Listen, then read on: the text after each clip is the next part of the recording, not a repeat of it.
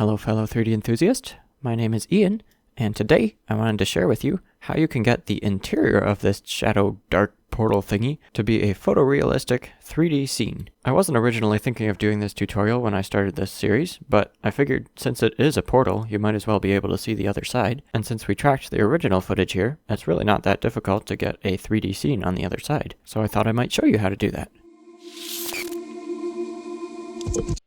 Okay, so to get this effect, we're going to have to add in one more view layer. Right now we've just got view layer, which really should be called something that has to do with this crazy shadow portal here. And then we also have shadow, which is the flat representation, and that's just going to be our shadows down here. So the way we're going to pull this off, if we go to the view layer that's just called view layer, our original one, I'm going to select this inner ring here, and I'm going to use this as a mask. So let's take this and duplicate it with Shift D. I'm going to go M and move that to a new collection. Let's just call this Carport. And I'm going to go OK. Alright, we have a new collection, and I'm going to hide this from the view layer that's just called view layer. I'm going to change this. Let's make this more official. Okay, that's portal now. So our Carport collection is unchecked here. Let's add in a new view layer, and we can start working on that. So I'm going to hit the new up here. This is our new view layer. It's a little bit crazy right now just because everything is suddenly appearing. Let's first uncheck our portal collection. Let's also uncheck our shadow collection so we don't have that. And now we've just got our camera and we've got this little ring here that we created before. Now we're going to make some modifications here. Let's first go into the modifiers and X out this subdivision surface just so that we can get a nice smooth transition in a second here. Now what I'm going to do is just go into edit mode with tab. I'm going to select the outer ring. I'm going to go into vertice select mode to do that. Alt shift and left mouse button to select this outer ring here.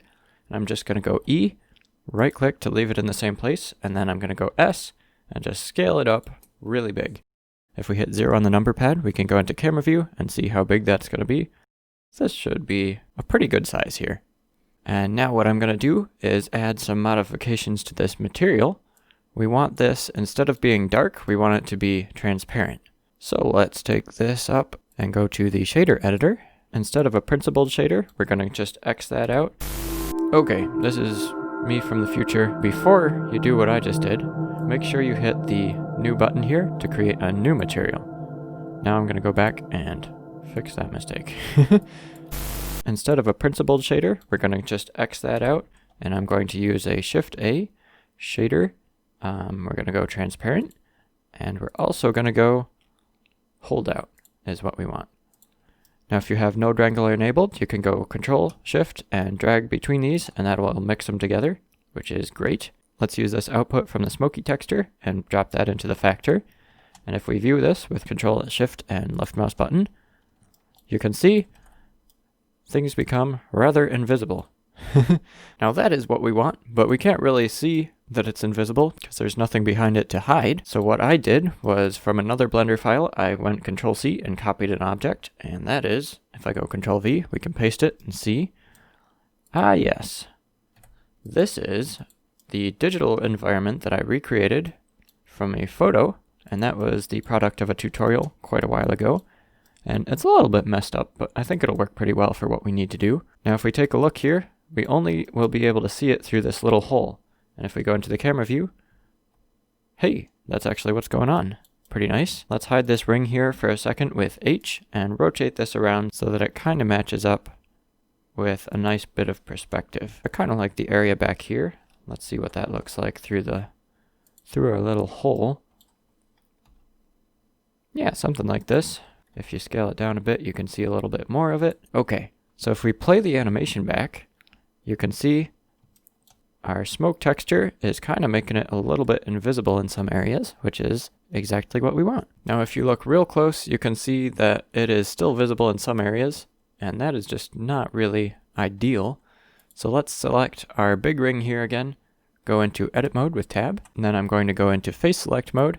And I'm going to go Alt, Shift, and left mouse button to select this big ring around here. And let's just drop in a new material real quick. I'm going to add the plus button up here, new material, and switch this to be a holdout material. Then don't forget to hit assign. Okay, right now this new view layer is currently called Portal. Let's just call it Carport as well. If we go back to our original Portal view layer, we can see that this Carport is quite visible, and that's just because it's not in the Carport collection right now. So if we hit M and move it there, it will disappear from this layer, so that's good. If we go back to Carport, let's just check. Yeah, it's in the Carport collection. Alright, so we have one more view layer here, and that's just of this background, and it's 3D, and it's moving around with our camera track, which is pretty sweet, and it's being masked by our shadow portal. So let's tie this together in compositing. If we go back over here, you can see everything's blank. Let's just hit F12 real quick, and you can see our various view layers calculate. This is a really interesting effect that we're getting here, but I accidentally made a mistake.